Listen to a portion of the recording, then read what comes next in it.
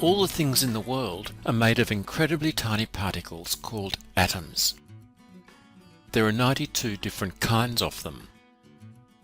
Most things have more than one kind of atom in them, but this nugget of pure gold contains only gold atoms.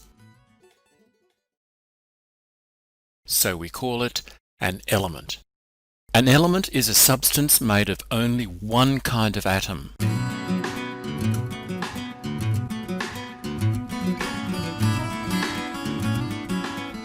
Zooming back out, we see that the gold atoms become a lump of gold again.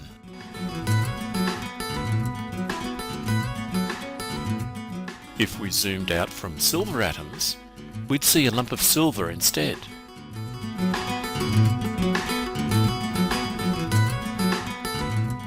Because there are 92 kinds of atoms, there must be 92 elements too, one for each kind. You probably have already heard of some of them, like carbon, iron, and aluminium, or aluminum if you're American. But maybe not astatine or ytterbium. With so many elements, there's a lot of names to remember. Fortunately, there's a list showing all the elements.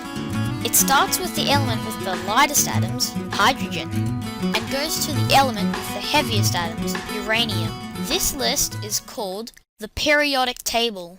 The lightest element, hydrogen, is at the top left-hand side of the table. Each element can be written with a shorthand using one or two letters called its symbol, which is capital H for hydrogen.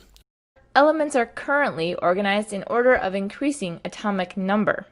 Hydrogen is the lightest element, so its atomic number is 1. Zooming into helium at the top right, its atomic number is 2, being the second lightest element. The third lightest element is lithium. It starts the next row. This row goes up to atomic number 10 before another row is started. A period on the periodic table is really just a horizontal row. The current periodic table has 7 periods, with an island of 2 periods down below. Why is that little island down there? It's really just because if those 2 rows were put into the periodic table where they belong, the table would take up so much space and not easily fit onto a piece of paper. The top row of that island is in the 6th period, and the bottom row is in the 7th period. Also, you may find that some periodic tables do show these 2 rows in their correct location. The vertical columns on the periodic table are called groups or families. Groups probably come in most handy when predicting the properties of an element. The groups are numbered from 1 to 18, from left to right. Just like people in a family all may share similar traits, elements in the same group on a periodic table also will have similar properties.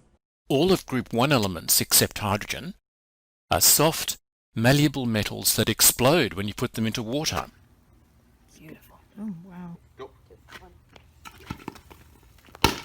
Whoa! Some groups even have family names. Group 1 elements are called the alkali metals. Group 2 elements are the alkaline earth metals. Group 17 are the halogens, and Group 18 are the noble gases. Now you're ready to read the periodic table. Which period is sulfur in? The 3rd period. Choose any element in the 5th period. There are a lot of possible answers for this. Could be strontium, tin, iodine. You choose. Which group is chlorine in? Group 17. Choose an element in group 15. Could be nitrogen or arsenic or any of the others. But what if you were asked which element is in period 5, group 2? There can only be one answer: strontium. Each element has its own unique combination of row or period and group.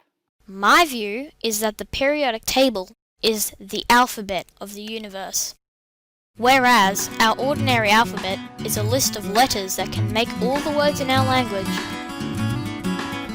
The periodic table is a list of elements that can make all the substances in the universe.